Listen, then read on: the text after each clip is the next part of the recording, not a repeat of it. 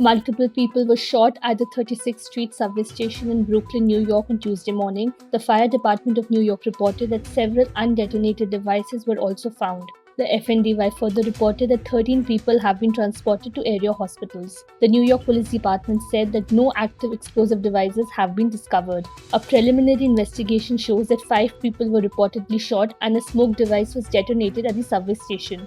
A photo from the scene showed people tending to bloodied passengers lying on the floor of the station. Investigations are underway.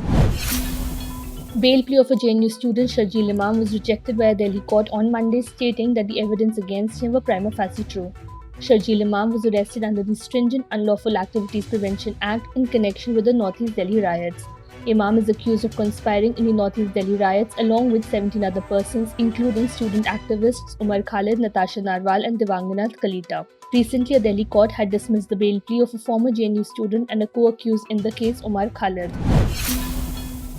Karnataka's Education Minister B.C. Nagesh has said on Monday that the Gita would be included in student syllabus as part of moral science education. This new development would be brought into force from the current academic year. Karnataka becomes the second state after Gujarat to introduce Bhagavad Gita as part of the school curriculum. This move comes after BJP announced that they will definitely include the epic in syllabus for students if it were approved by experts. Nagesh further stated that Bhagavad Gita is not only for the Hindus but for the people belonging to different faiths as well.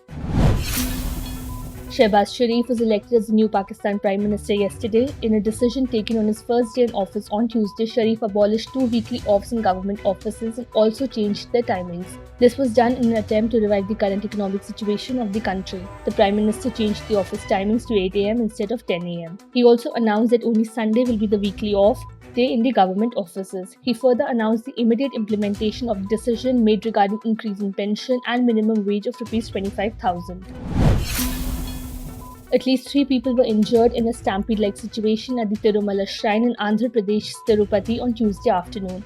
A large crowd of pilgrims had gathered to secure tickets, which led to the stampede-like situation. The crowd had gathered to secure the Sarvdarshan tickets. Visuals from the scene showed small children and adults weeping as devotees crowded against one another. TDP chief N. Chandrababu Naidu lashed out at the state government and said that it was only concerned with making money from the famed place of pilgrimage. Navjot Singh Sidhu's wife, Navjot Kaur Sidhu, the former Amritsar East MLA, has been seriously ill and hospitalized in Amritsar for surgery.